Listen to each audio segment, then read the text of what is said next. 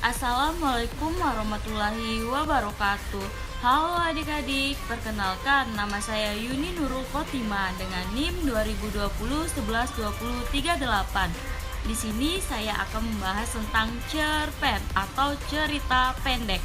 Ada yang tahu nggak nih apa sih cerpen itu?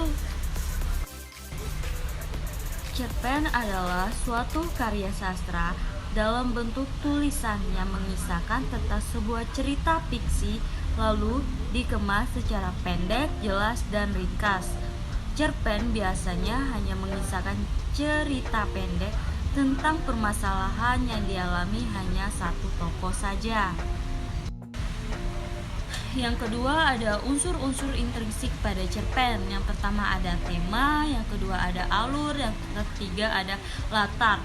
Latar ini terbagi menjadi beberapa bagian. Yang pertama ada latar waktu, suasana, tempat terjadinya peristiwa.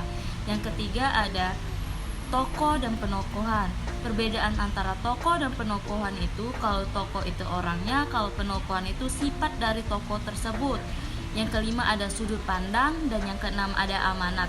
Amanat di sini adalah pesan moral yang disampaikan pengarang kepada pendengar.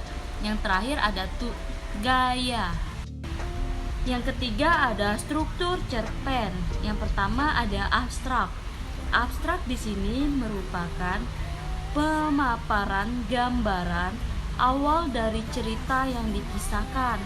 Yang kedua ada orientasi. Pada orientasi, cerpen biasanya menjelaskan tentang latar cerita seperti waktu, suasana, tempat lokasi yang digunakan dalam penggambaran cerita pendek. Yang ketiga ada komplikasi. Komplikasi di sini menjelaskan tentang struktur yang berkaitan dengan pemaparan awal suatu masalah yang dihadapi oleh suatu tokoh. Dan yang keempat ada evaluasi. Pada bagian evaluasi ini terjadi konflik masalah yang semakin memuncak. Yang kelima ada resolusi. Resolusi merupakan bagian akhir permasalahan yang terjadi pada suatu cerpen atau cerita pendek. Dan yang terakhir ada koda. Koda merupakan nilai atau pesan moral yang terdapat pada sebuah cerpen yang disampaikan oleh penulis kepada para pembaca. Koda di sini sama seperti dengan amanat.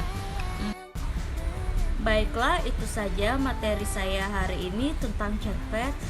Saya akhiri, wabillahi taufiq walhidayah. Wassalamualaikum warahmatullahi wabarakatuh. Semoga bertemu di materi selanjutnya. Bye bye.